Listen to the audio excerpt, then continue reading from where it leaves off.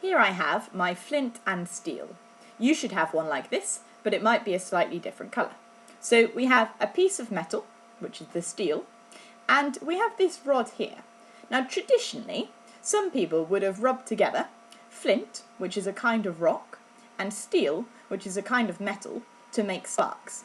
Nowadays, it's still called a flint and steel, but normally this will just be made out of something which is a mixture of iron and a few other metals as well.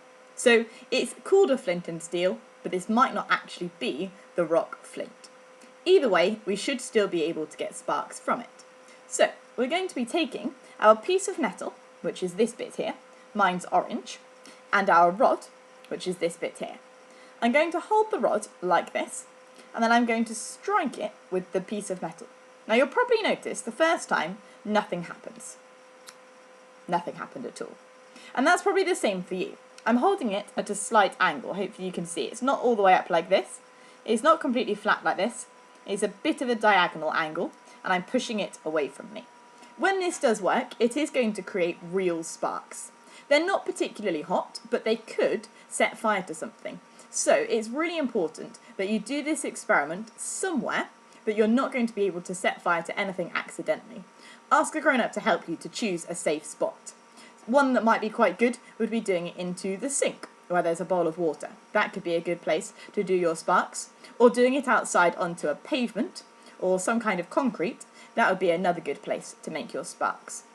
So, I'm going to push it a few times, and like me, the first few times you use your flint and steel, nothing's going to happen. But I'm hoping, if I keep pushing, eventually it wears down this rod, and we should, did you see there, start to see some sparks. It can be quite tricky to get the sparks to come. It'll be a bit easier once you've warmed the rod down a little bit. That does make things a bit easier. And also when you practice the technique. I'm having to push quite hard with this piece of metal. I'm pushing down pretty hard, and I'm also having to keep that angle here, just like this. So doing that can help. Sometimes you can try and do it like this as well, with the serrated bit on the end. You might find that easier, but I actually find it easier to do it like this. So keep trying, make sure you're in a safe space, and hopefully you will be able to make some sparks.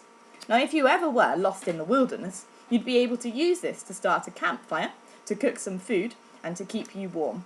I'll try a few more times so you can see a few more of those sparks. But don't worry if you're finding it difficult, because you can see it's not every single time that you're going to get a spark. And you just have to keep trying.